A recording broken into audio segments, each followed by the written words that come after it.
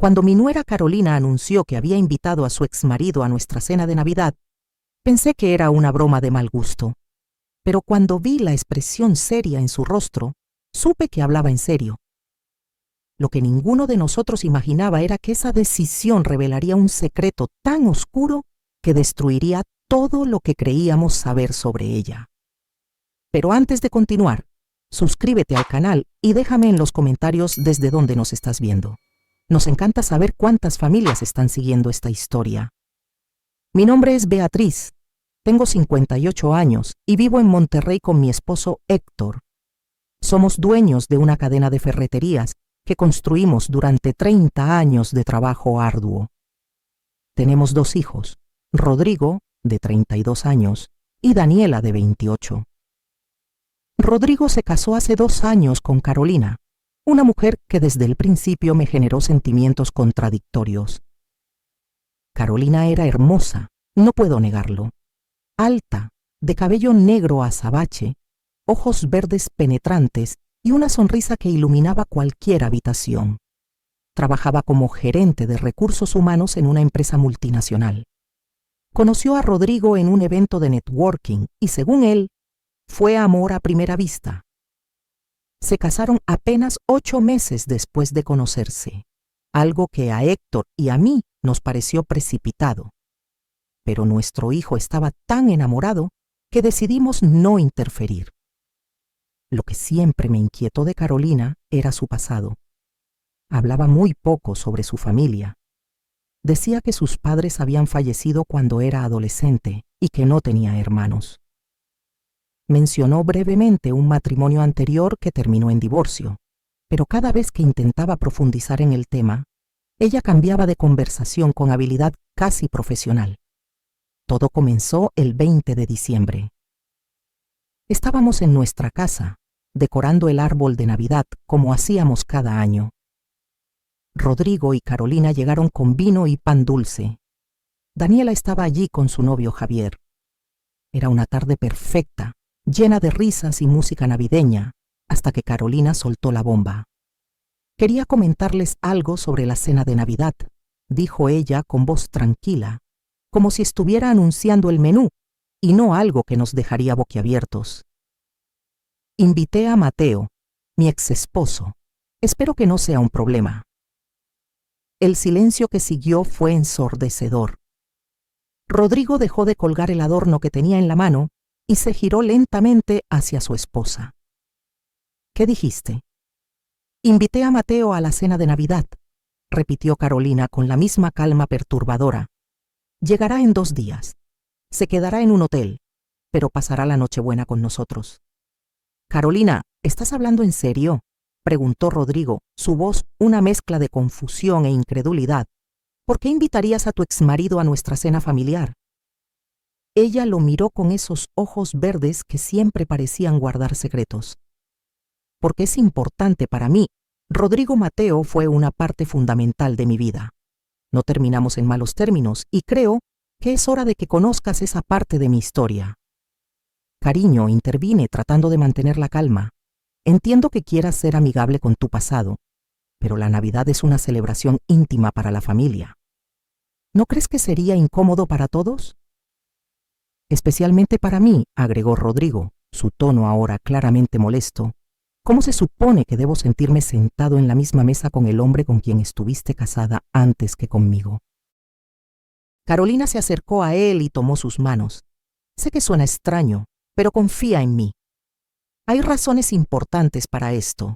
Mateo no es una amenaza para nosotros, para nuestro matrimonio. Esto es sobre cerrar círculos, sobre honestidad.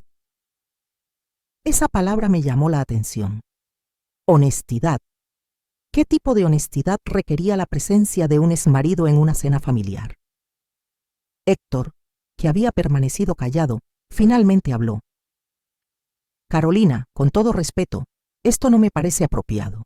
Si quieres reunirte con tu exesposo, hazlo en otro momento, en otro lugar. La Navidad es sagrada para esta familia.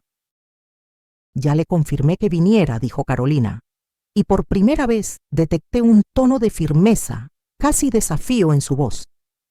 Ya compró los boletos de avión, viene desde Ciudad de México, específicamente para esto. Rodrigo soltó sus manos bruscamente. ¿Hiciste esto sin siquiera consultarme? Carolina, somos un matrimonio. Este tipo de decisiones se toman juntos. Lo siento, dijo ella, aunque no sonaba arrepentida en absoluto. Debí decírtelo antes, pero sabía que te opondrías, y esto es algo que necesito hacer. ¿Necesitas? Repetí yo. ¿Qué necesitas exactamente, Carolina? Ella me miró y vi algo en sus ojos que no pude descifrar. Miedo, determinación, culpa. Necesito que todos conozcan la verdad sobre quién soy realmente. Esas palabras quedaron flotando en el aire como una amenaza. La tarde perfecta se había arruinado. Rodrigo estaba furioso, Daniela visiblemente incómoda, Héctor con la mandíbula tensa de frustración, y yo sentía un nudo en el estómago que me decía que algo muy malo estaba por suceder.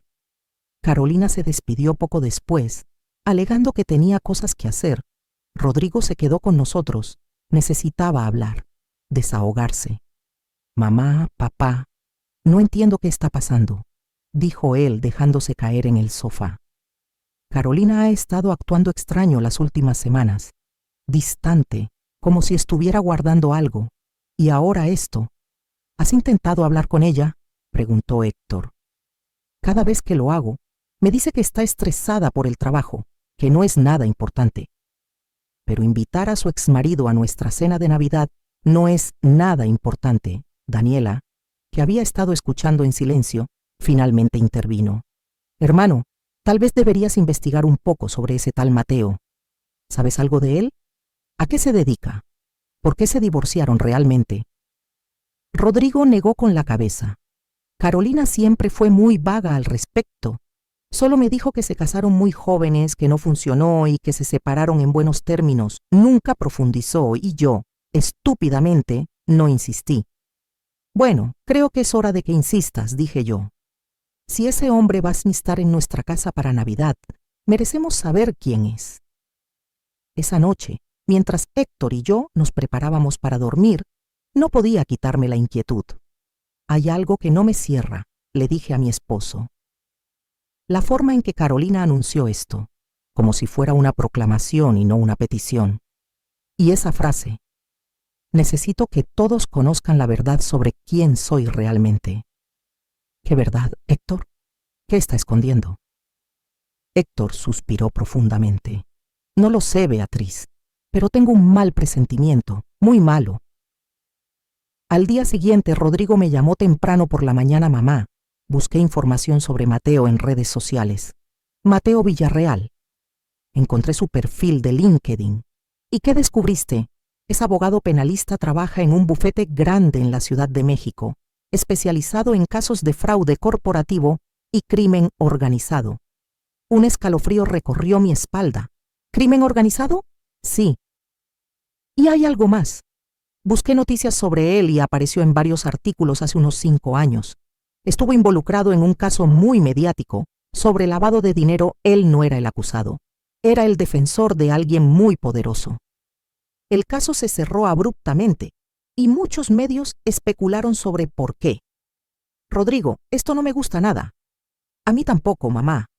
Anoche intenté hablar con Carolina sobre esto, pero se puso a la defensiva. Dijo que Mateo es un profesional respetado y que lo que hace en su trabajo no tiene nada que ver con nosotros. ¿Y tú le crees? Hubo una pausa larga. Ya no sé qué creer, mamá. El 22 de diciembre, 2 días antes de Nochebuena, Mateo Villarreal llegó a Monterrey.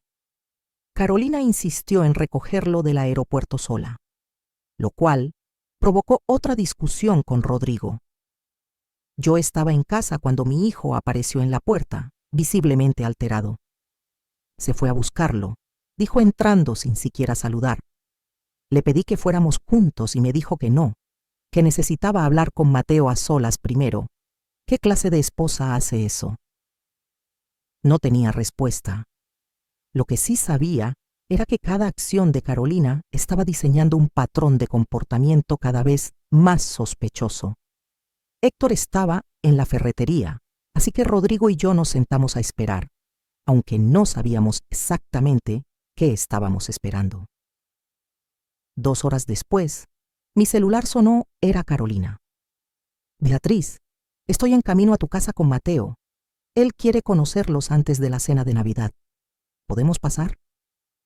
Mi primer instinto fue decir que no, que Héctor no estaba y que no era un buen momento.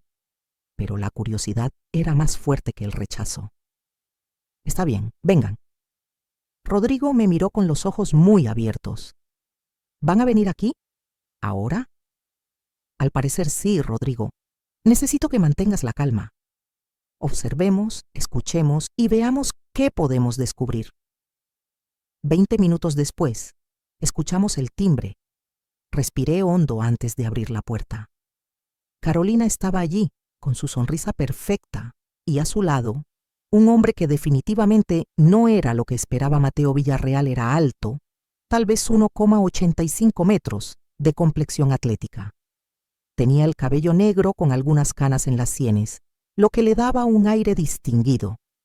Sus ojos cafés eran inteligentes, calculadores.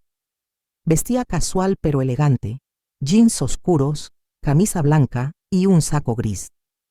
Emanaba confianza, el tipo de persona acostumbrada a estar en control de cualquier situación. Señora Beatriz, dijo extendiéndome la mano con una sonrisa que mostraba dientes perfectamente blancos. Es un placer conocerla finalmente. Carolina me ha hablado mucho de usted y su familia. Su apretón de manos fue firme, casi demasiado firme. Igualmente, Mateo. Pasa, por favor. Entraron, y el encuentro entre Mateo y Rodrigo fue tenso.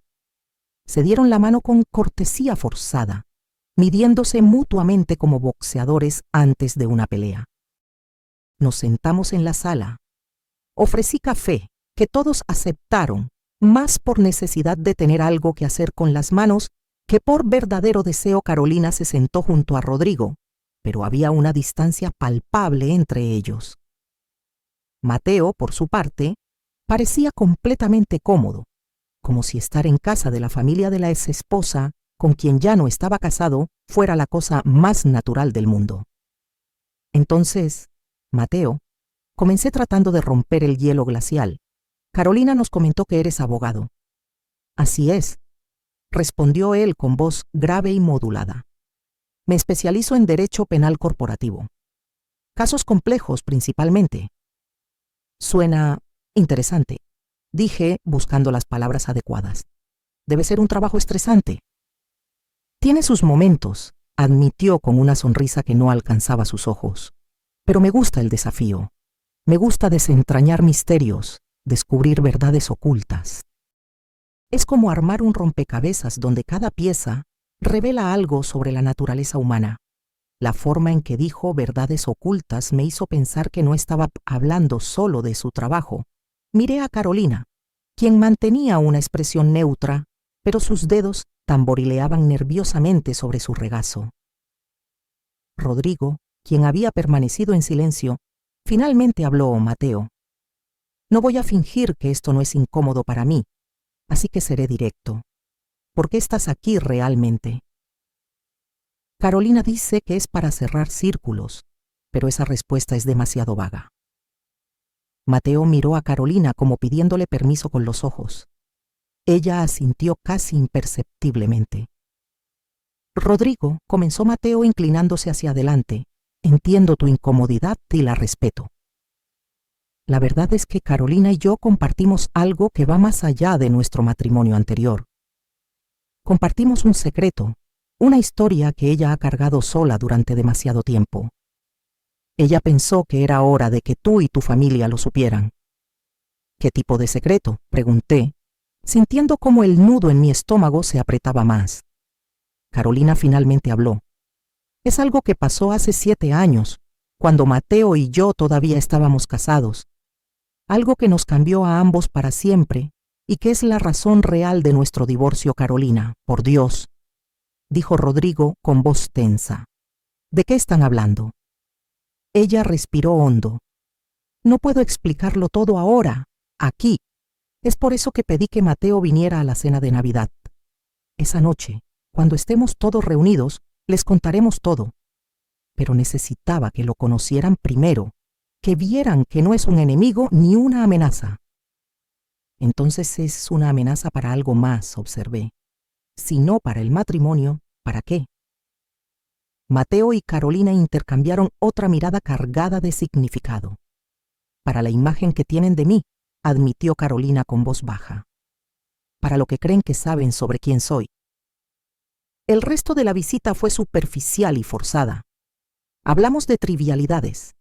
El clima de Monterrey versus la Ciudad de México, diferencias entre las ferreterías del norte y del centro, las tradiciones navideñas. Pero debajo de cada palabra flotaba una tensión eléctrica, la sensación de que todos estábamos sentados sobre una bomba de tiempo esperando la explosión. Cuando finalmente se fueron, Rodrigo explotó. Esto es una locura. ¿Vieron cómo se miraban?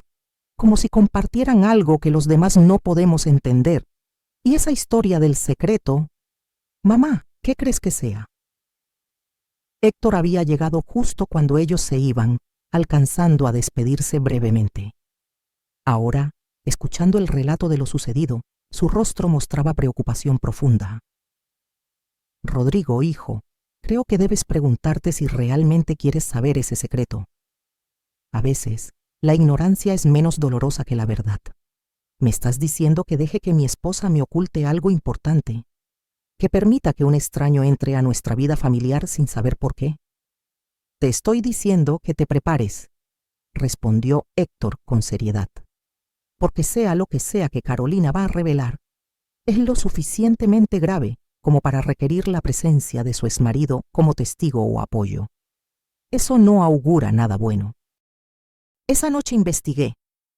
Busqué en Google el nombre de Mateo Villarreal, combinado con diferentes términos: lavado de dinero, casos famosos, controversias. Encontré varios artículos de periódicos de hace 5 a 7 años. Mateo había defendido a un empresario acusado de lavar dinero para el crimen organizado. El caso era complejo. Involucraba millones de dólares y múltiples empresas fantasma. Pero antes de llegar a juicio, el caso fue cerrado abruptamente. El empresario huyó del país y nunca fue capturado. Lo que me llamó la atención fue un artículo de una revista de investigación periodística que sugería que había habido intimidación a testigos, evidencias que desaparecieron misteriosamente y que el abogado defensor, Mateo Villarreal, había sido investigado por obstrucción a la justicia, aunque nunca fue acusado formalmente. En uno de los artículos aparecía una fotografía de Mateo saliendo de la corte, rodeado de periodistas. Y allí, apenas visible en el fondo de la imagen, reconocí una figura que me heló la sangre. Carolina. Era más joven, su cabello era más corto, pero era definitivamente ella. Le envié la fotografía a Rodrigo por WhatsApp. Me llamó de inmediato. «Mamá, ¿es ella? ¿Estás segura?» «Estoy segura, Rodrigo. Carolina estuvo en ese juicio». «No sé en qué capacidad, pero estaba allí. ¿Crees que trabajaba en el caso? ¿Que era parte del equipo legal?» «No lo sé, pero voy a averiguarlo». Al día siguiente, 23 de diciembre, llamé a un amigo de Héctor que trabajaba en el sistema judicial de Nuevo León. Le pedí que investigara discretamente si había algún registro de Carolina en el caso de hace 7 años. Me dijo que vería qué podía encontrar. Mientras tanto, Rodrigo me confesó que había revisado las pertenencias de Carolina mientras ella estaba en el trabajo. Sé que está mal, mamá, pero necesito saber qué está pasando. Encontré una caja en el fondo de su closet. Estaba llena de recortes de periódicos sobre ese caso que me enviaste, documentos legales que no entiendo y fotografías. ¿Qué tipo de fotografías? De Carolina y Mateo, obviamente de cuando estaban casados. Pero también hay otras fotos, de un hombre que no reconozco. Es joven, tal vez de 20 y tantos. Guapo. En algunas fotos está con Carolina y Mateo como si fueran amigos. Y hay una foto en particular que me perturbó. ¿Qué foto? Es un recorte de periódico. El titular dice: «Testigo clave desaparece antes de declarar en caso de lavado de dinero». Y la foto del artículo es del mismo joven que aparece en las otras fotografías. Sentí que el suelo se movía bajo mis pies. Rodrigo, necesitas confrontar a Carolina. Ya. Lo sé. Ya le mandé un mensaje diciéndole que tenemos que hablar cuando llegue a casa esta noche. Pero Carolina no llegó a casa esa noche. O al menos, no a la hora esperada. Rodrigo me llamó a las 11 de la noche completamente alterado. Mamá, no sé dónde está. No contesta mis llamadas. Su oficina dice que salió a las 6 de la tarde como siempre. ¿Revisaste con Mateo? Tal vez estén juntos. Hubo un silencio incómodo. Lo llamé. Él dice que están juntos, que Carolina necesitaba hablar con él antes de mañana, que están en un café y que volverá pronto. ¿Y eso te tranquiliza? Para nada, mamá. Nada de esto me tranquiliza. Carolina llegó a casa poco después de medianoche. Rodrigo me contó al día siguiente que tuvieron una discusión terrible. Él le mostró la caja que encontró, las fotografías, los recortes. Carolina lloró. Le suplicó que esperara hasta la cena de Navidad para tener la conversación completa.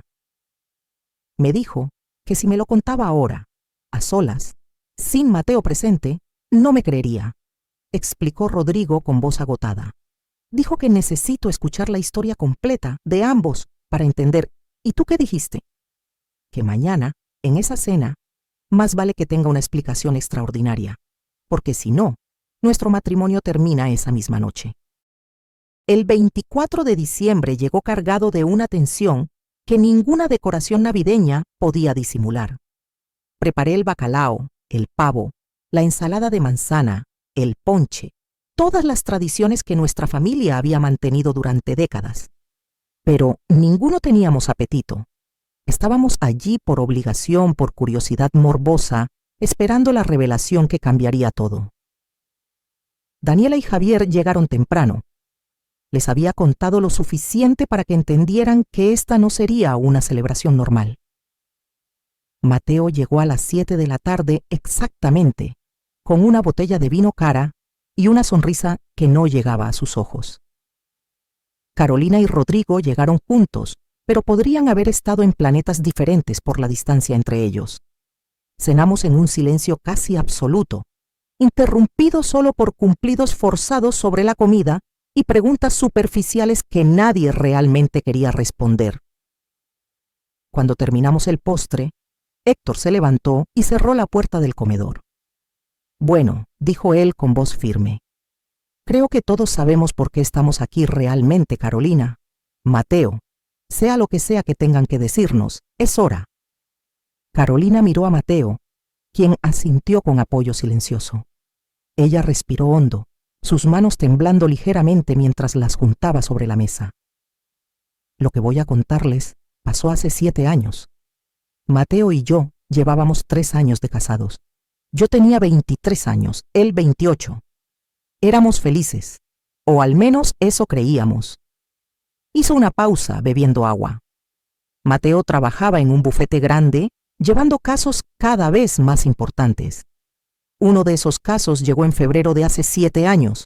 Un empresario llamado Ernesto Mancera estaba siendo acusado de lavar millones de dólares para el cártel del Golfo. Era un caso enorme, mediático. Mateo fue asignado como parte del equipo de defensa. Mateo tomó el relevo de la narrativa. El caso era complejo. Las pruebas contra Mancera parecían sólidas. Pero como abogado, mi trabajo era defenderlo independientemente de mi opinión personal sobre su culpabilidad. Lo que no sabíamos entonces era cuán peligroso era realmente involucrarse con ese hombre. ¿Peligroso cómo?, preguntó Daniela. Carolina continuó. Durante el proceso conocimos a muchas personas del círculo de Mancera. Una de ellas era su sobrino, un joven llamado Damián. Tenía 24 años, estudiaba administración de empresas, era carismático, divertido. Nos hicimos amigos, o al menos creíamos que éramos amigos. Vi que lágrimas comenzaban a formar en sus ojos. Mateo puso su mano sobre la de ella en un gesto de apoyo que hizo que Rodrigo apretara la mandíbula. Damián empezó a visitarnos seguido, dijo Mateo. Íbamos a cenar a bares. Se volvió parte de nuestro círculo social. Parecía diferente al resto de la familia Mancera. Parecía normal, inocente. Pero no lo era, susurró Carolina. Una noche en abril, Damián vino a nuestra casa. Estaba alterado, asustado. Nos dijo que había descubierto algo terrible sobre su tío, que Ernesto no solo lavaba dinero, sino que estaba involucrado en desapariciones, en asesinatos, que tenía una lista de personas que habían sido eliminadas por amenazar sus negocios. El comedor estaba completamente silencioso, excepto por la voz de Carolina. Damián nos dijo que quería declarar contra su tío, convertirse en testigo protegido. Nos pidió ayuda para contactar a la fiscalía de manera segura y nosotros... Su voz se quebró. Nosotros lo ayudamos. Mateo continuó, su voz ahora más grave, cargada de culpa. Arreglé una reunión secreta entre Damián y el fiscal. Era para el 15 de mayo. Iba a declarar todo lo que sabía, iba a hundir a Ernesto Mancera y probablemente a docenas de personas más involucradas en la organización criminal. Pero nunca llegó a esa reunión, dijo Carolina. Lágrimas corriendo libremente por sus mejillas, ahora el 14 de mayo, un día antes de su declaración programada, Damián desapareció. El silencio que siguió fue pesado, sofocante. Desapareció, repetí lentamente. ¿Lo secuestraron? Mateo asintió. Nunca encontraron su cuerpo. Oficialmente es una persona desaparecida, pero todos sabemos qué pasó.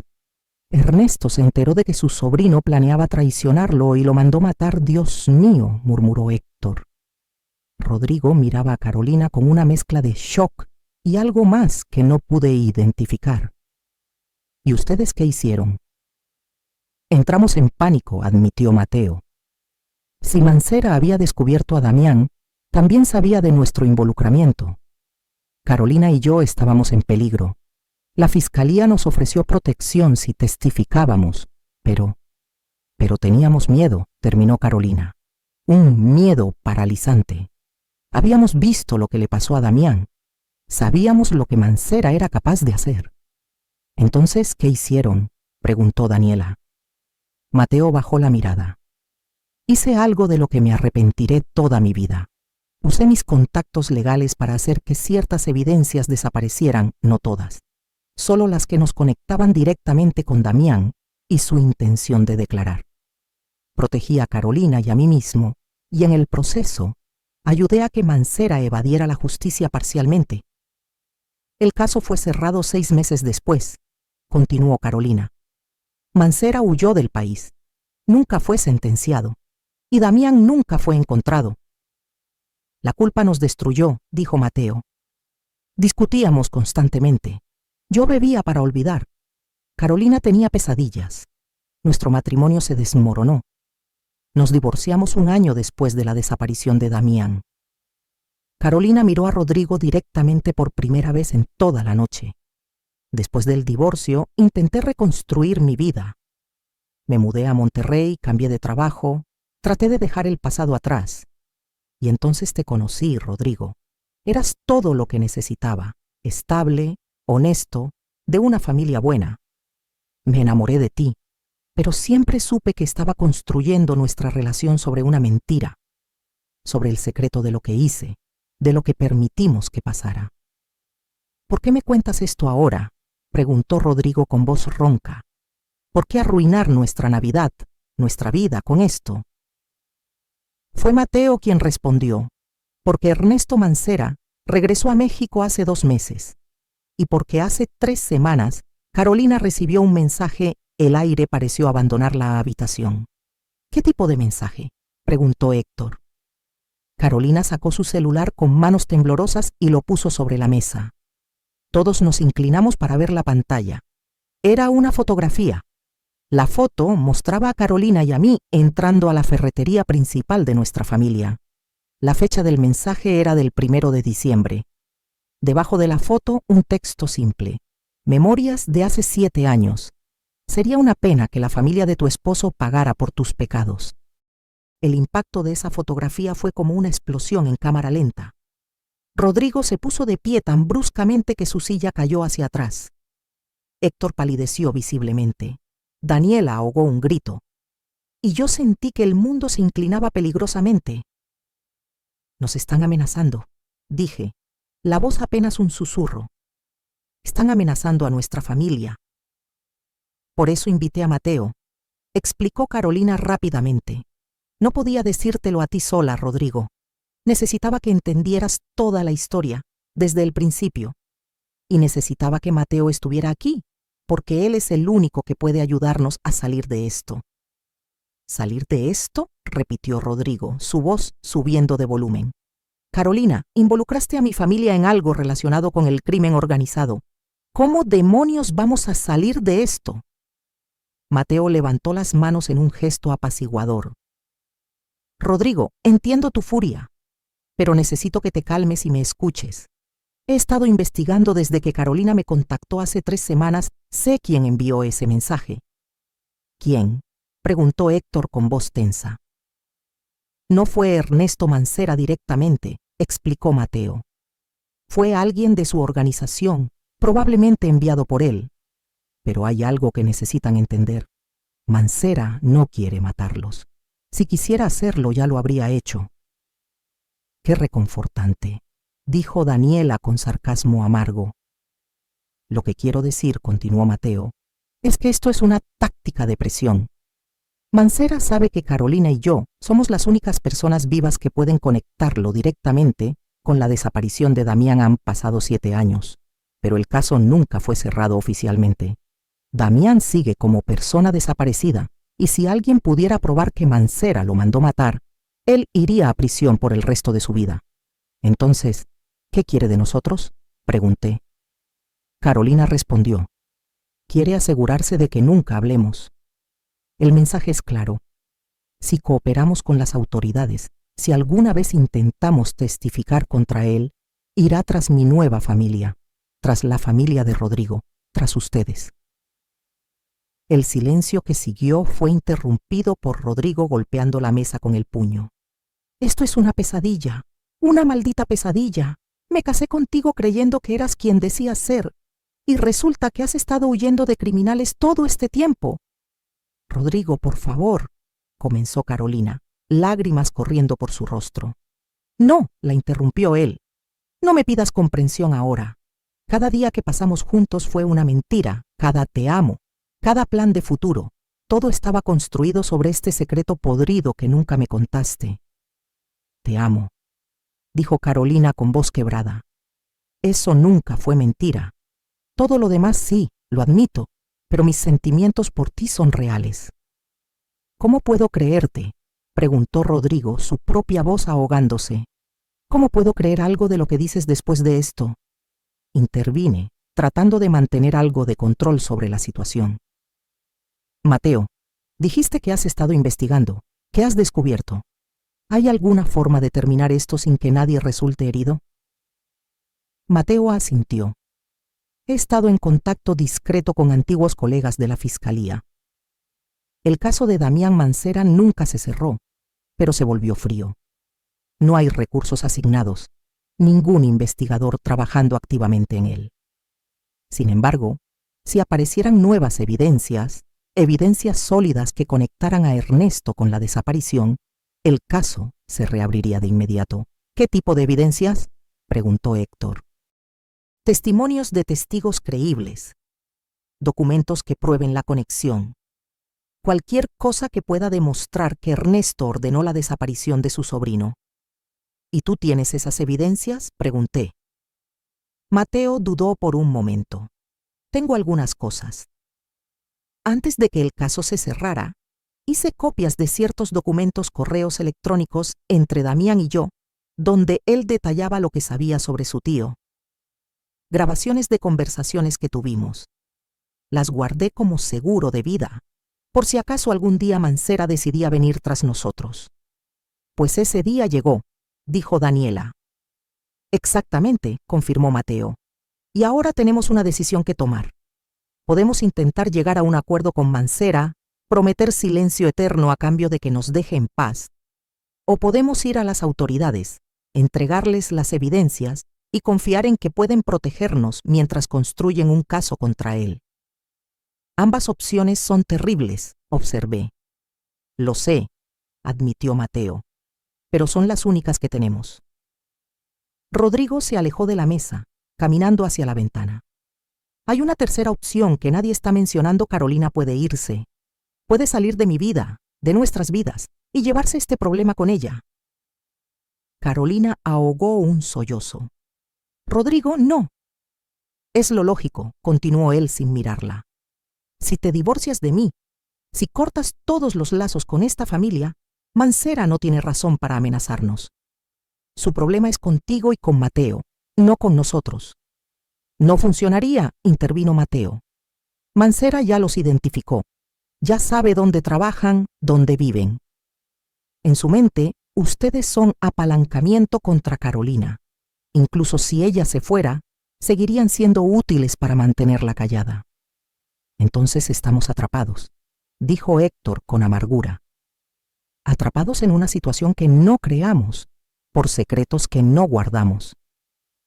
Lo siento, dijo Carolina, mirando a cada uno de nosotros. Lo siento muchísimo. Sé que no es suficiente. Sé que nada de lo que diga puede arreglar esto, pero necesito que sepan que nunca quise ponerlos en peligro. Pensé que podía escapar de mi pasado. Pensé que si me mudaba lo suficientemente lejos, si construía una nueva vida, estaría a salvo. Estaba equivocada. ¿Por qué no fuiste a las autoridades desde el principio?, preguntó Daniela. Cuando recibiste ese mensaje, ¿por qué no acudiste a la policía? Porque no confío en ellos, respondió Carolina. Mancera tiene conexiones en todas partes, policías, jueces, funcionarios. Así es como escapó del país sin ser capturado. Así es como sigue operando libremente. Si acudía a las autoridades equivocadas, estaríamos todos muertos en una semana. Pero Mateo dijo que tiene contactos en la fiscalía, argumenté. No son de confianza. Son las únicas personas en quienes confiaría con esto, dijo Mateo. Específicamente hay un fiscal federal llamado Marco Dávila. Él fue quien originalmente investigaba el caso contra Mancera. Cuando el caso se cerró, él siguió investigando por su cuenta, aunque sin recursos oficiales. Es honesto e incorruptible. Si alguien puede ayudarnos, es él. ¿Y qué propones exactamente?, preguntó Héctor. Mateo respiró hondo. Propongo que nos reunamos con Dávila. Le entregamos todas las evidencias que tengo guardadas. Él las usa para reabrir el caso oficialmente y solicitar protección para todos nosotros mientras construye el caso contra Mancera. Protección de testigos, murmuré. ¿Estás hablando de que toda nuestra familia entre en protección de testigos? Posiblemente, admitió Mateo. Al menos temporalmente, hasta que Mancera sea capturado y procesado. Rodrigo se giró desde la ventana, su rostro una máscara de incredulidad. ¿Quieres que dejemos nuestras vidas, nuestro negocio, nuestro hogar? ¿Todo porque tu exesposa cometió el error de ayudar a un criminal hace 7 años? Sé que es mucho pedir, dijo Mateo. Es una locura, escupió Rodrigo. Es absolutamente demencial. Entonces, ¿qué sugieres tú?, preguntó Carolina, su voz cansada, derrotada. ¿Qué hacemos, Rodrigo? Porque quedarnos quietos no es opción. Ese mensaje fue una advertencia. La próxima vez no será una fotografía, será algo peor. ¿Cómo puedes estar tan segura?, preguntó Daniela. Carolina sacó su teléfono de nuevo porque recibí otro mensaje.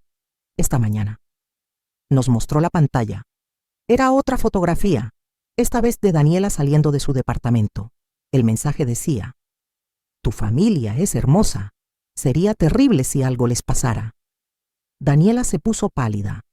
Javier, quien había permanecido en silencio durante toda la conversación, finalmente habló. Necesitamos llamar a la policía. Ahora. No, dijo Mateo firmemente. Todavía no. Si llamamos a la policía local sin un plan, sin saber quién es de confianza, podríamos empeorar las cosas. ¿Cómo podrían ser peores?, preguntó Javier con incredulidad. Mateo lo miró directamente. Podrían matarnos antes de que tuviéramos oportunidad de testificar. El peso de esa declaración cayó sobre todos nosotros como una losa. Héctor fue quien finalmente rompió el silencio. Está bien. Necesitamos un plan. Necesitamos pensar esto con claridad, sin pánico. Mateo, ¿cuándo puedes contactar a ese fiscal, Dávila? Puedo llamarlo ahora mismo si quieren. No, intervine. Es Nochebuena. Aunque él trabaje en Navidad, necesitamos más tiempo para pensar en esto, para asegurarnos de que es la decisión correcta. El tiempo no está de nuestro lado, Beatriz, dijo Mateo. Cada día que pasa es un día más en que Mancera podría decidir pasar de las amenazas a la acción. Entiendo eso, respondí, pero esta es una decisión que afectará toda nuestra vida. No podemos tomarla en medio del pánico en Nochebuena. Dame hasta mañana. Déjame procesar todo esto, hablar con Héctor, pensar en nuestras opciones realmente. Mateo miró a Carolina, quien asintió. Está bien, hasta mañana. Pero no más tiempo. Carolina se levantó, acercándose a Rodrigo. ¿Puedo quedarme contigo esta noche? ¿Podemos hablar solo nosotros dos? Rodrigo la miró durante un largo momento. Vi dolor, furia, confusión y algo más en sus ojos. Amor, tal vez, peleando contra la traición. No, dijo finalmente. No esta noche. Necesito espacio. Necesito pensar. Quédate en un hotel. Te llamaré mañana. Carolina asintió, lágrimas silenciosas corriendo por sus mejillas. Lo entiendo. Mateo y Carolina se fueron juntos, dejándonos a los 5 en el comedor, rodeados por los restos de una cena navideña que nadie había disfrutado. Después de que Carolina y Mateo se fueron, ninguno de nosotros se movió durante varios minutos. Era como si el shock nos hubiera congelado en nuestros lugares. Finalmente, Daniela rompió el silencio. ¿Alguien más siente que acabamos de entrar en una película de mafia? A pesar de la gravedad de la situación, su comentario arrancó risas tensas de todos nosotros. ¿Era eso o llorar? Necesitamos pensar en esto sistemáticamente, dijo Héctor, su mente de ingeniero entrando en modo resolución de problemas. Analicemos qué sabemos y qué opciones tenemos realmente. Nos movimos a la sala, donde Héctor sacó una libreta y comenzó a escribir. Primero, los hechos. Carolina y Mateo ayudaron a un testigo que planeaba declarar contra un criminal peligroso. Ese testigo desapareció, presumiblemente asesinado. Mateo hizo desaparecer evidencias para protegerse a sí mismo y a Carolina, lo cual lo hace cómplice de obstrucción a la justicia en el mejor de los casos. Y ahora ese criminal ha regresado y está amenazando a nuestra familia, agregué. Exacto, continuó Héctor. Nuestras opciones son, 1. Intentar negociar con Mancera de alguna forma, prometiendo silencio eterno. 2. Ir con las autoridades y confiar en que pueden protegernos. 3. Intentar manejar esto nosotros mismos de alguna manera. O 4.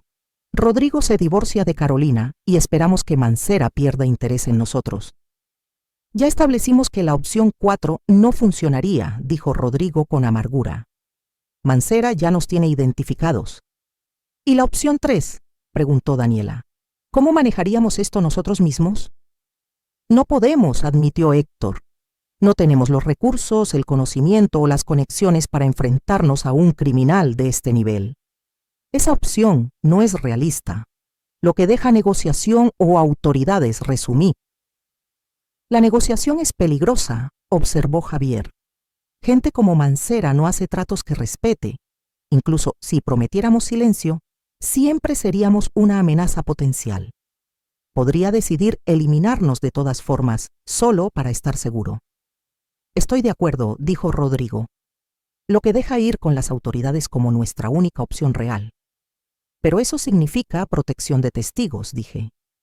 Significa dejar todo lo que hemos construido. Héctor miró alrededor de nuestra sala, llena de fotografías familiares, recuerdos de décadas. Construimos un negocio, una vida aquí. Pero son solo cosas, Beatriz. Nuestra familia, nuestra seguridad, eso no se puede reemplazar. ¿Estás diciendo que deberíamos hacerlo?, pregunté. ¿Entrar en protección de testigos? Estoy diciendo que tal vez no tengamos otra opción. Rodrigo se levantó abruptamente. Necesito aire. Necesito pensar. Salió al jardín, dejando la puerta entreabierta.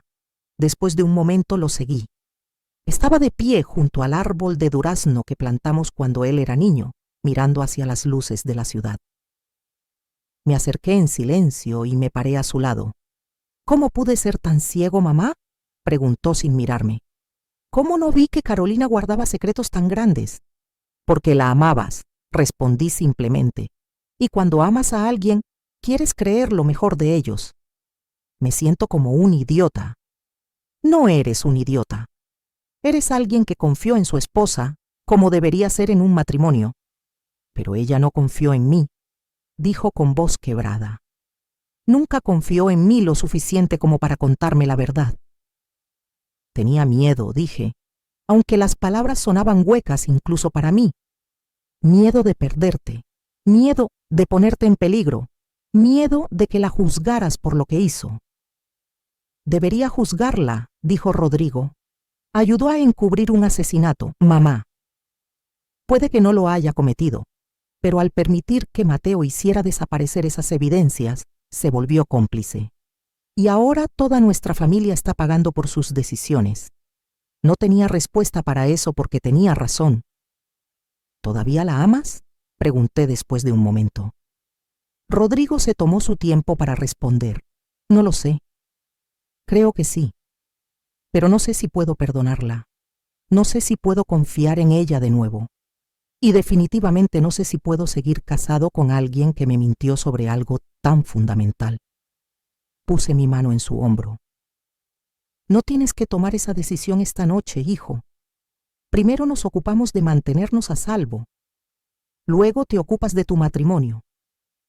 Permanecimos en el jardín un rato más, en silencio, cada uno perdido en sus propios pensamientos. Cuando volvimos adentro, Daniela estaba llorando en los brazos de Javier. ¿Qué pasó?, pregunté alarmada.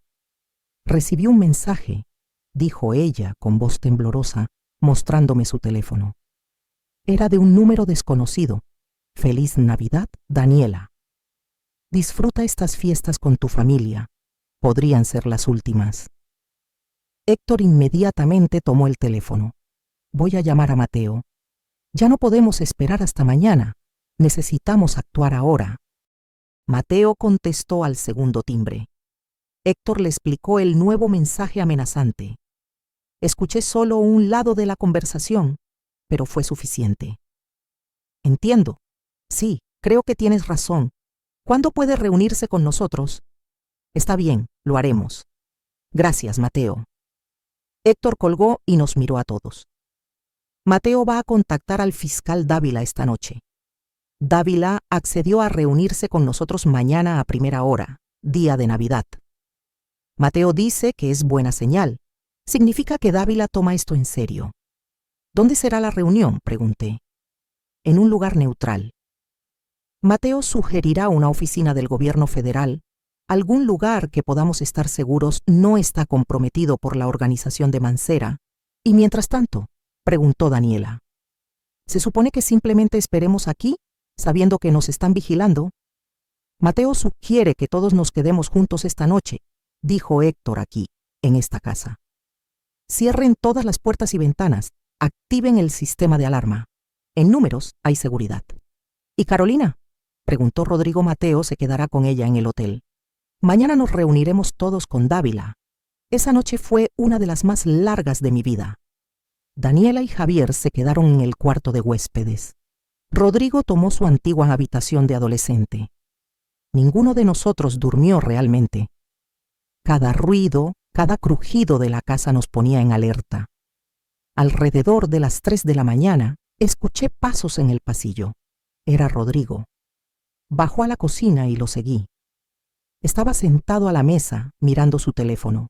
¿No puedes dormir?, pregunté, aunque la respuesta era obvia. Estuve revisando mensajes viejos de Carolina, dijo, buscando señales que debía haber notado.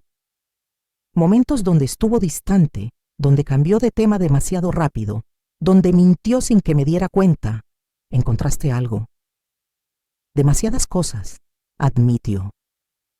Ahora que sé qué buscar, veo las mentiras por todas partes. cada vez que preguntaba sobre su familia y ella desviaba la conversación. Esa vez que pensé que la vi hablando con un hombre en un café y ella dijo que yo estaba equivocado, que era otra persona.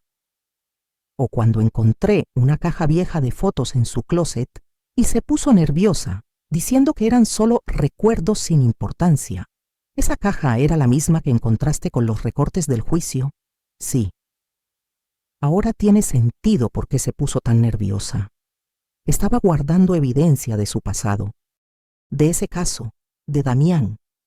Y yo simplemente acepté su explicación y seguí adelante. No te tortures con eso ahora, le dije. Las personas que mienten bien son convincentes. Eso no te hace ingenuo. Rodrigo puso el teléfono sobre la mesa. Mamá, ¿crees que todavía hay oportunidad para nuestro matrimonio después de esto? Honestamente no lo sé, hijo. Depende de muchas cosas. De si pueden superar la traición, de si ella puede ganarse tu confianza de nuevo, de si tú puedes perdonarla. Y depende de si sobrevivimos a lo que viene. Esa última parte es aterradora. Lo sé. Permanecimos en silencio por un momento. El tic-tac del reloj de la cocina, el único sonido. Si entramos en protección de testigos, dijo Rodrigo finalmente, tendríamos que dejarlo todo, ¿verdad? Las ferreterías, esta casa, nuestros amigos, nuestras vidas completas. Probablemente.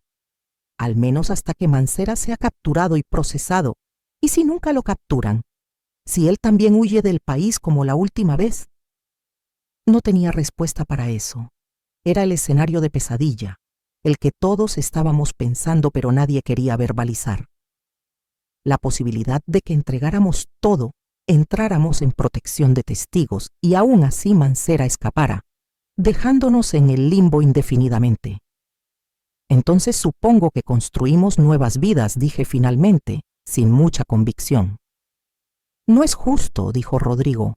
Nada de esto es justo. Papá y tú trabajaron décadas construyendo esas ferreterías. Daniela apenas está empezando su carrera. ¿Y yo? Yo finalmente sentía que mi vida estaba en el camino correcto. Y ahora todo se está desmoronando por errores que ni siquiera cometí. Lo sé, hijo. Créeme, lo sé. Nos quedamos en la cocina hasta el amanecer, hablando ocasionalmente, pero principalmente solo acompañándonos mutuamente en la oscuridad. Cuando la luz del sol comenzó a filtrarse por las ventanas, escuchamos movimiento arriba. Héctor y Daniela bajaron, ambos luciendo tan cansados como nos sentíamos, Rodrigo y yo. ¿Alguna novedad?, preguntó Héctor. Mateo mandó un mensaje hace media hora, dije, revisando mi teléfono. La reunión con Dávila es a las 10 de la mañana en las oficinas de la Fiscalía General en el centro. Eso es en 3 horas, observó Daniela. ¿Deberíamos desayunar? No sé si puedo comer. Tenemos que intentarlo, dijo Héctor. Va a ser un día largo. Preparé café y unos huevos revueltos simples. Comimos mecánicamente, sin apetito, pero sabiendo que necesitábamos la energía a las 9 de la mañana, comenzamos a prepararnos para salir. ¿Vamos todos?, preguntó Javier. ¿O sería mejor que Daniela y yo nos quedáramos aquí? Todos, respondió Héctor firmemente. Esto nos afecta a todos. Todos deberíamos estar allí para escuchar qué dice Dávila. El viaje al centro de Monterrey fue tenso. Héctor manejaba, verificando constantemente el espejo retrovisor para ver si nos seguían. Daniela iba callada en el asiento trasero, sosteniendo la mano de Javier. Rodrigo miraba por la ventana, perdido en sus pensamientos. Las oficinas de la Fiscalía General estaban sorprendentemente activas para ser día de Navidad. Guardias de seguridad nos recibieron en la entrada, verificaron nuestras identificaciones y nos escoltaron a través de pasillos institucionales hasta una sala de conferencias en el 3er piso.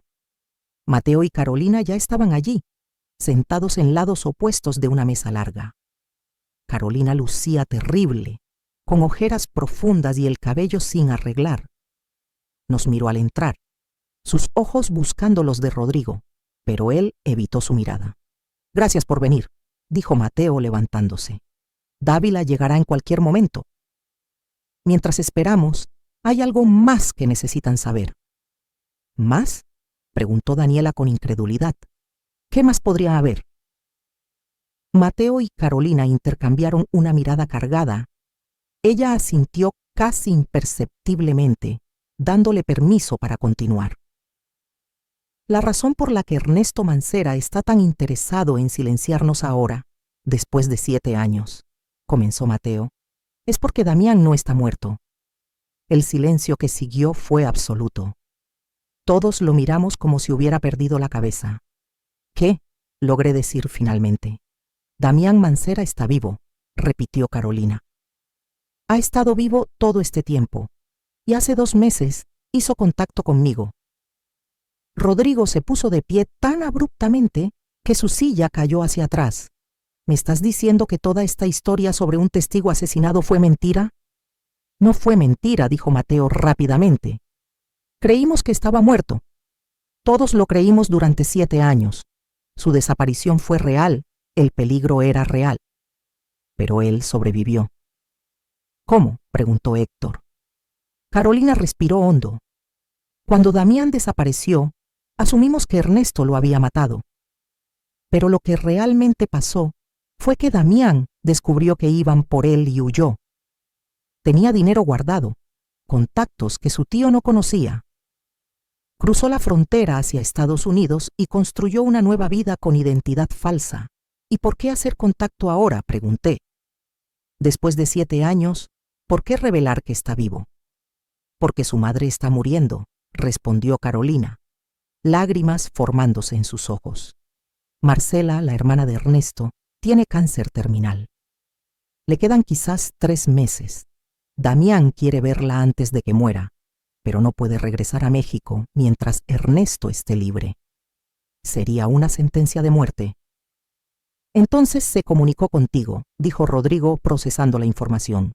Te pidió que lo ayudaras de nuevo. Me pidió que fuera con las autoridades, corrigió Carolina. Que finalmente hiciera lo correcto, que testimoniara sobre lo que sé, que entregara las evidencias que Mateo guardó, que ayudara a poner a Ernesto en prisión para que él pudiera volver y ver a su madre antes de que muera. Y tú accediste, dijo Daniela. No inmediatamente, admitió Carolina. Al principio le dije que no, que había construido una nueva vida y no podía arriesgarlo todo, pero entonces Ernesto se enteró de que Damián seguía vivo, completó Mateo. No sabemos cómo.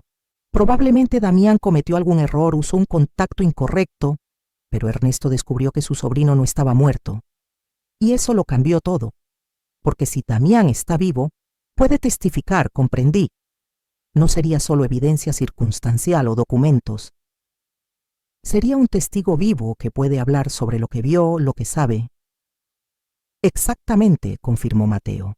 Damián es la peor pesadilla de Ernesto. Por eso las amenazas comenzaron hace 3 semanas.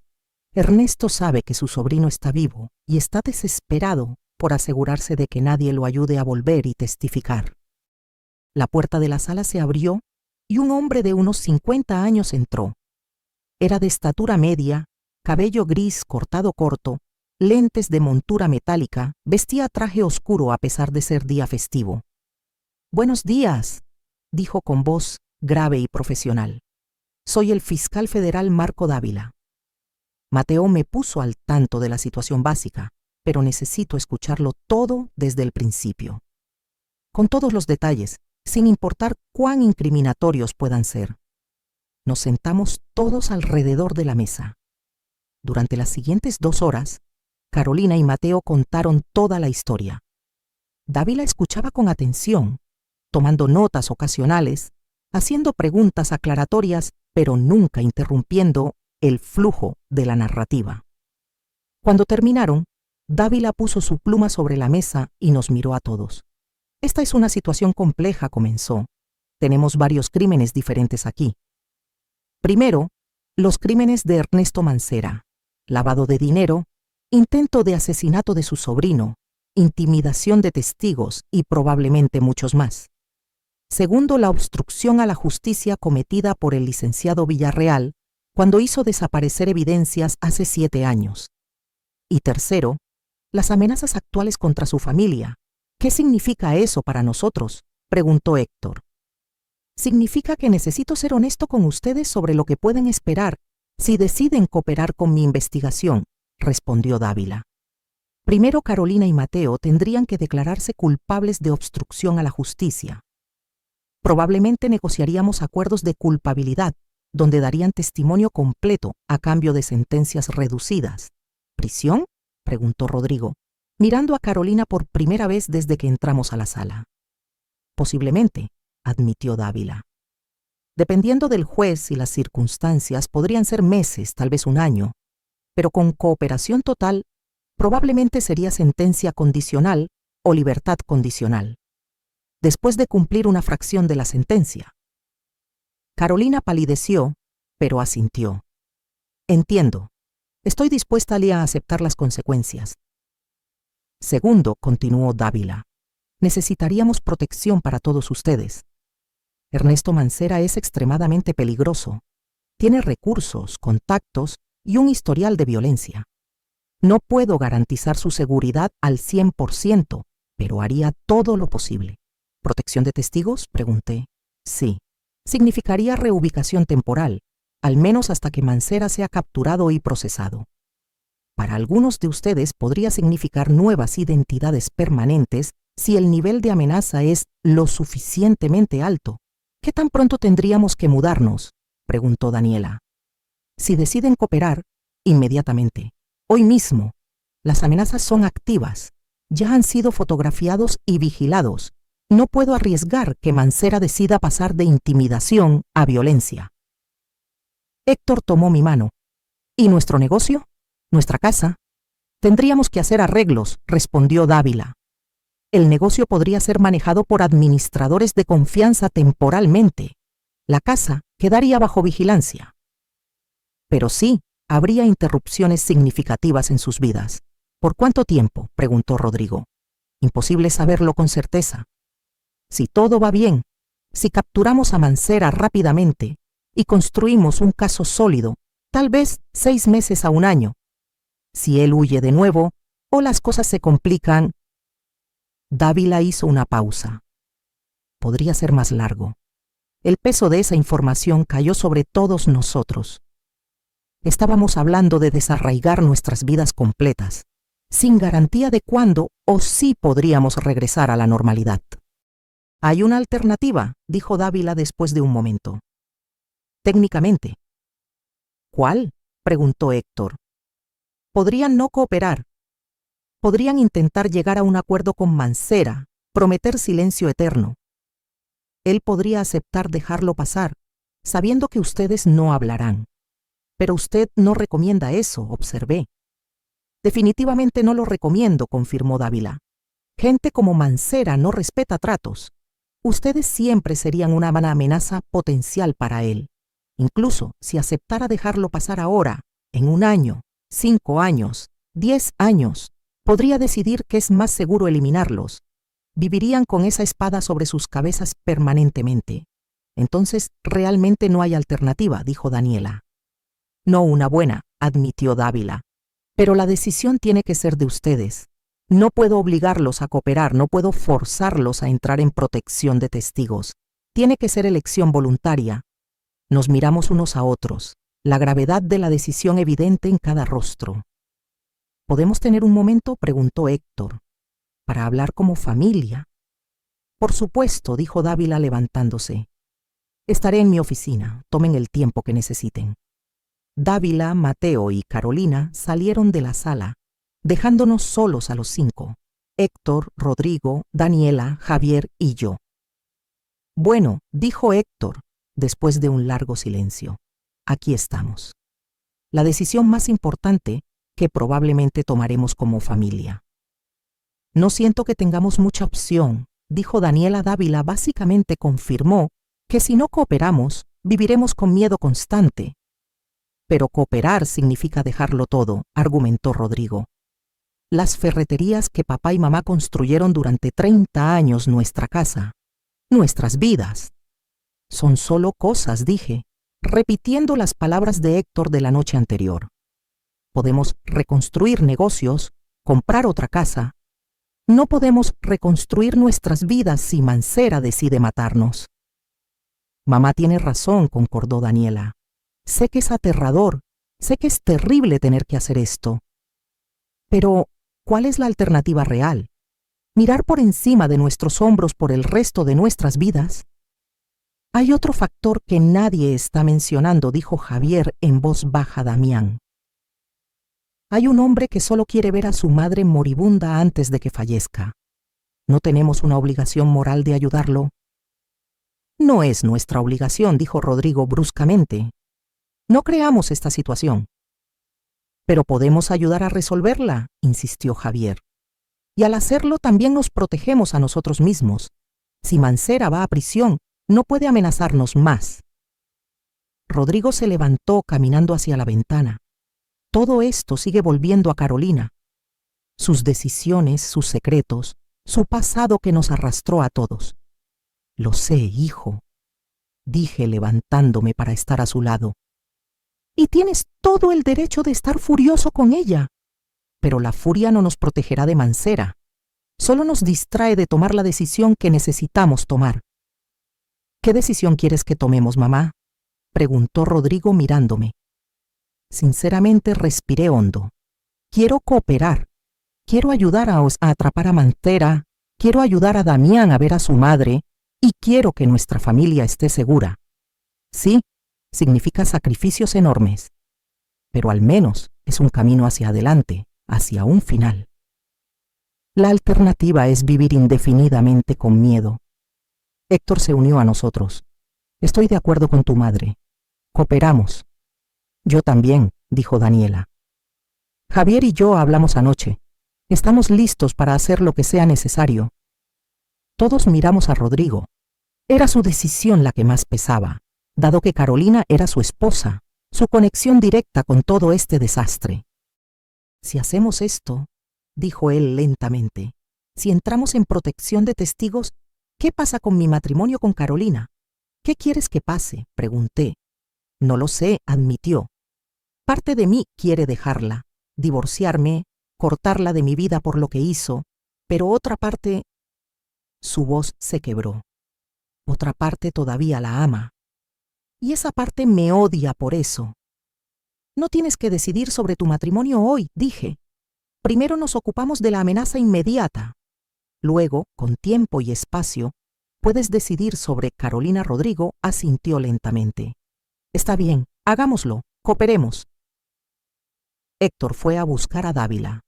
Cuando todos volvieron a entrar a la sala, incluidos Mateo y Carolina, Héctor habló por todos nosotros. Fiscal Dávila, nuestra familia ha decidido cooperar plenamente con su investigación. Estamos listos para entrar en protección de testigos. El alivio en el rostro de Carolina fue visible. Lágrimas corrieron por sus mejillas. Gracias, susurró. Gracias a todos. Sé que no merezco su ayuda después de lo que hice, pero juro que haré todo lo posible para compensarlo. Dávila asintió con aprobación. Han tomado la decisión correcta. Ahora necesitamos movernos rápido. Tengo un equipo esperando para escoltarlos a una ubicación segura. Pueden hacer una parada rápida en sus casas para recoger objetos esenciales, pero solo bajo escolta y solo por 30 minutos máximo. ¿Tan rápido?, preguntó Daniela. Tan rápido, confirmó Dávila. Cada minuto que pasan en sus ubicaciones conocidas es un minuto en que están en peligro. Las siguientes horas pasaron en un borrón. Agentes federales nos escoltaron de vuelta a nuestras casas. En nuestra casa, Héctor y yo corrimos de habitación en habitación, metiendo ropa, documentos importantes, fotografías familiares en maletas. Todo tenía que decidirse en segundos. ¿Esto es esencial? ¿Lo necesitamos? ¿Vale la pena llevarlo? Miré alrededor de nuestra sala, llena de recuerdos de toda una vida.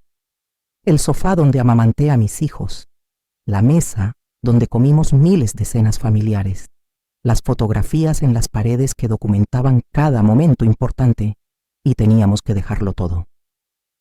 Señora Beatriz, dijo un agente en la puerta, necesitamos irnos, ya. Con una última mirada a nuestro hogar, Salí Rodrigo estaba en su auto con sus propias maletas. Daniela y Javier llegaron poco después. Nos dividieron en 2 vehículos federales con ventanas polarizadas. Mientras conducíamos fuera de Monterrey, vi la ciudad donde habíamos construido toda nuestra vida volverse más pequeña en el espejo retrovisor. No sabía cuándo o si la volveríamos a ver. Nos llevaron a una casa segura en las afueras de la ciudad, una propiedad anónima en un vecindario tranquilo. Había guardias discretos posicionados en la cuadra. Cámaras de seguridad monitoreaban cada entrada. Estarán aquí temporalmente, explicó Dávila, quien nos había seguido. Solo hasta que podamos hacer arreglos para una reubicación más permanente. Mientras tanto, no pueden hacer llamadas a nadie fuera de su familia inmediata. No pueden usar redes sociales. No pueden contactar a amigos o empleados. Su ubicación es estrictamente confidencial. ¿Cuándo comienzan los interrogatorios formales?, preguntó Mateo. Mañana, respondió Dávila. Hoy descansen. Procesen lo que está pasando. Mañana empezamos el trabajo real de construir el caso contra Mancera. Después de que Dávila se fue, los 6 nos sentamos en la sala de la casa segura. Carolina y Mateo habían sido instalados en habitaciones separadas en la misma casa.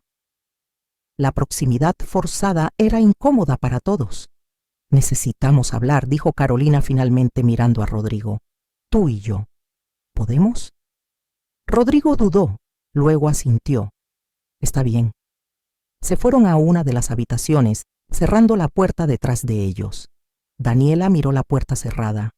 ¿Creen que podrán superarlo? Honestamente no lo sé, admití. El amor es complicado. La traición lo hace aún más complicado. Mateo, quien había permanecido callado, finalmente habló. Para que lo sepan, nunca quise que su familia se involucrara en esto. Cuando Carolina me contactó hace 3 semanas, le sugerí que viniera sola, que los mantuviera al margen. Pero ella insistió en que merecían saber la verdad. ¿Por qué?, pregunté. ¿Por qué arriesgar su matrimonio, su vida aquí, revelando todo esto? Porque amaba a Rodrigo demasiado como para seguir mintiéndole, respondió Mateo. O al menos eso me dijo. Dijo que cada día que pasaba guardando este secreto la estaba matando por dentro, que quería una oportunidad de tener un matrimonio real, honesto, incluso si eso significaba arriesgarlo todo. Eso es algo, dijo Héctor. Sí, concordó Mateo. Es algo. Los siguientes días fueron intensos. Dávila trajo a su equipo, fiscales, investigadores, analistas. Cada uno de nosotros fue interrogado exhaustivamente. Carolina y Mateo pasaron horas detallando todo sobre el caso original, sobre Damián, sobre Ernesto Mancera. Mateo entregó las copias de documentos que había guardado durante 7 años, correos electrónicos, grabaciones de audio, fotografías de reuniones. Era un tesoro de evidencia que el caso original nunca tuvo. Esto es oro, dijo Dávila. Con esto y el testimonio de Damián cuando lo traigamos de vuelta, podemos enterrar a Mancera. Estamos coordinando con autoridades estadounidenses, explicó Dávila. Damián ha estado viviendo en Texas bajo identidad falsa. Estamos negociando inmunidad para él a cambio de su testimonio. Debería estar aquí en 1 semana. Mientras tanto, la vida en la casa segura era surreal. Estábamos todos atrapados juntos. La tensión era palpable, especialmente entre Rodrigo y Carolina. Una noche, encontré a Carolina sola en la cocina, bebiendo té. Era pasada la medianoche. ¿No puedes dormir?, pregunté. Cada vez que cierro los ojos, veo a Damián. El día que desapareció, la última vez que lo vi, parecía tan esperanzado, y luego pensamos que estaba muerto por 7 años. Me senté frente a ella. Carolina, puedo entender por qué ocultaste esto al principio, pero cuando decidiste casarte con Rodrigo, ese era el momento de ser honesta. Lo sé, susurró. Cada día quería decírselo, pero el miedo me paralizaba. Miedo de perderlo, miedo de arrastrarlo a mi pesadilla. y al final lo arrastraste de todas formas, observé. Lo sé. Y él me odia por eso. No te odia, dije. Está herido, confundido, furioso, pero no te odia. Si te odiara no estaría aquí. ¿Cómo puedes estar tan segura? Porque conozco a mi hijo. Todavía hay amor allí, Carolina. Está enterrado bajo capas de dolor y traición, pero está allí. Al día siguiente, Dávila llegó con noticias. Damián llegará mañana.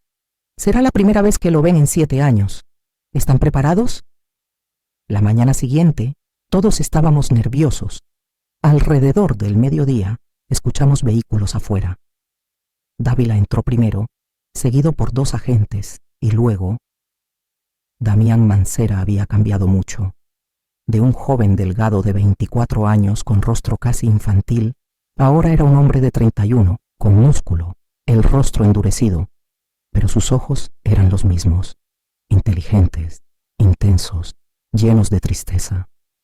Su mirada encontró a Carolina inmediatamente. «Caro», dijo con voz ronca. «Damián», susurró ella. En un instante estaban abrazándose, ambos llorando. Mateo se unió al abrazo. Observé a Rodrigo. Su mandíbula estaba tensa, sus puños apretados. Ver a su esposa abrazar a otro hombre con tanta emoción claramente le dolía. «Ustedes deben ser la familia de Rodrigo», dijo Damián. «Lamento muchísimo haberlos arrastrado a esto». «No fue tu culpa», dijo Héctor firmemente. «La culpa es de tu tío». Pasamos la siguiente hora escuchando la historia de Damián. Cómo descubrió el plan de su tío para eliminarlo. Cómo huyó en medio de la noche. Cómo cruzó la frontera y construyó una nueva vida en Houston, siempre mirando por encima del hombro. Cada día vivía con el miedo de que mi tío me encontrara. Explicó. Me volví invisible. Y funcionó durante 7 años. Pero entonces mi mamá se enfermó y no podía dejar que muriera sin verme una última vez. Ella no sabe que estás vivo, observó Daniela. No. Ernesto le dijo que yo la abandoné. No puedo dejar que esa sea la verdad. Necesito que sepa que nunca la olvidé. Y ahora puedes, dijo Dávila. Pero primero necesitamos tu testimonio formal sobre las operaciones criminales de tu tío. Lo tienen, dijo Damián todo. Nombres, fechas, cuentas bancarias. Documenté todo antes de desaparecer. Durante los siguientes 3 días, Damián declaró formalmente. Cada crimen de Ernesto Mancera fue meticulosamente documentado. Lavado de dinero, fraude, extorsión, soborno y ordenar ejecuciones. Tenemos suficiente, dijo Dávila, finalmente. Podemos emitir órdenes de arresto para Ernesto y una docena de sus asociados. Esto va a derrumbar toda su organización. Los equipos de arresto se están movilizando ahora, respondió Dávila. A las 6 de la mañana ejecutaremos operaciones coordinadas en 6 estados. Ernesto Mancera está en la Ciudad de México. Nuestro equipo de élite está posicionado para capturarlo. Esa noche nadie durmió. A las 5:30 de la mañana, todos estábamos en la sala esperando. A las 6:15 de la mañana, el teléfono de Dávila sonó. Entiendo, dijo finalmente, manténgame informado. Colgó y nos miró. Ernesto Mancera ha sido arrestado, sin incidentes, está en custodia. El alivio fue palpable. Carolina colapsó en sollozos. Mateo dejó escapar un suspiro contenido durante 7 años. Damián cerró los ojos, lágrimas corriendo por sus mejillas. Ahora comienza el proceso legal, explicó Dávila. Con la evidencia que tenemos, no hay posibilidad de libertad bajo fianza, y la condena es prácticamente garantizada. ¿Cuándo podemos volver a casa?, preguntó Héctor pronto. En los próximos días. Después de eso, pueden volver a sus vidas.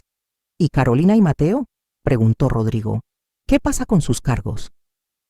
Serán procesados, confirmó Dávila. Pero dada su cooperación total, recomendaré sentencias mínimas. Probablemente servicio comunitario, libertad condicional, nada de tiempo real en prisión.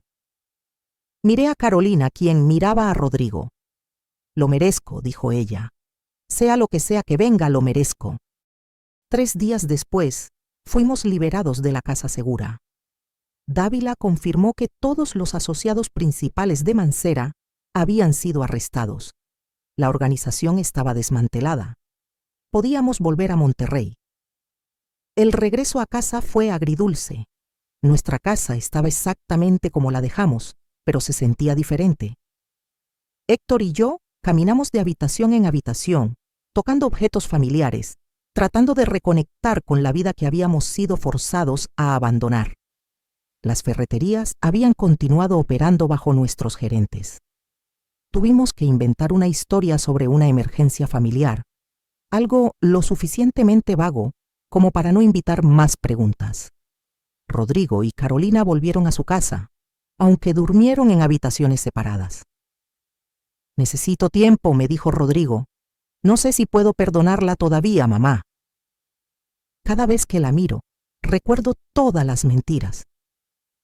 «Dale tiempo», aconsejé. «Y si decides que no puedes superarlo, esa también es una decisión válida. Tu felicidad importa, hijo». Una semana después, Damián visitó a su madre en el hospital. Carolina nos contó después que fue uno de los momentos más emotivos que había presenciado. Marcela no lo reconoció al principio, explicó con lágrimas. Pero cuando él dijo, «Mamá, soy yo, tu Damián», ella se quebró. Lloró sosteniendo su rostro, diciendo que pensó que lo había perdido para siempre.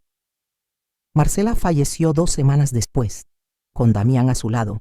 Para entonces, Ernesto Mancera había sido formalmente acusado de múltiples crímenes federales. Carolina y Mateo fueron procesados por obstrucción a la justicia.